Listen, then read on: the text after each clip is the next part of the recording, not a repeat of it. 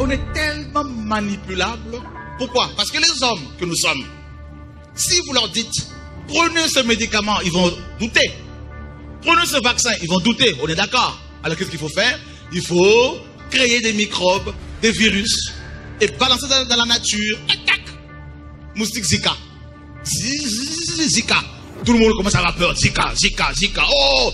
Et puis les mêmes messieurs qui sont à la base de ce virus, ce microbe-là, ils viennent comme des sauveteurs. Ah ben tiens, il faut un vaccin. On crée un chaos, une pandémie, une guerre, un attentat. Voilà ce qu'on vous propose pour vous protéger. Telle loi, telle loi, telle loi. Oui. L'esclavage. On est de nouveau réduit à la servitude. Contrôlé, manipulé.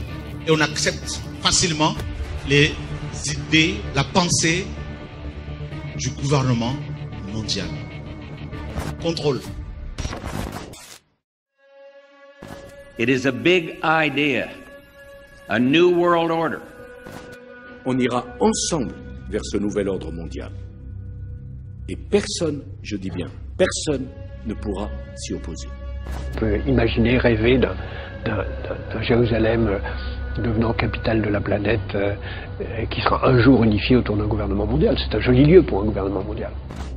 Et la transformation de l'Europe autour d'une vision partagée est la condition d'un nouvel ordre mondial plus stable, apaisant les rivalités des puissances.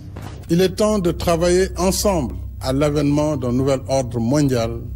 Y aura-t-il un nouvel ordre mondial après cette crise?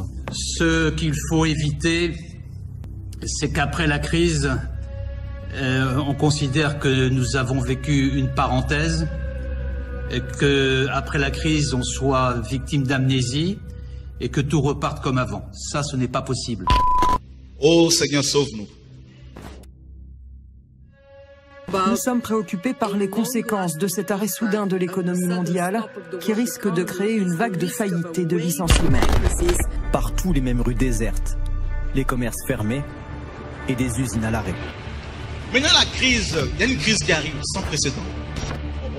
On ne veut pas en parler parce que les gens ne sont pas encore prêts, mais il y a une crise qui frappe les nations actuellement là.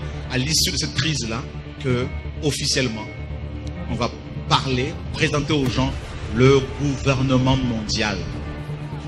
Écoutez bien ce que je vous dis de la part du Seigneur. Plusieurs banques vont fermer. Plusieurs sociétés vont faire faillite.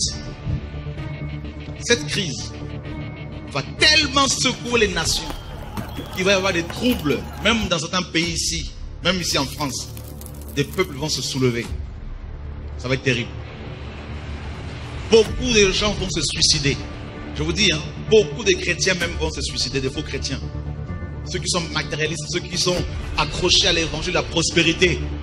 Ceux à qui on a fait croire que s'ils croient en Jésus, ils vont avoir des belles voitures, des maisons avec piscine, tout ce que vous voulez, tout ça là. Ils vont être des milliardaires, ils vont pleurer. Beaucoup de foyers vont éclater. Les gens vont se retrouver avec des dettes qu'ils ne pourront jamais rembourser. La crise de 1929 aux États-Unis, il n'y a rien.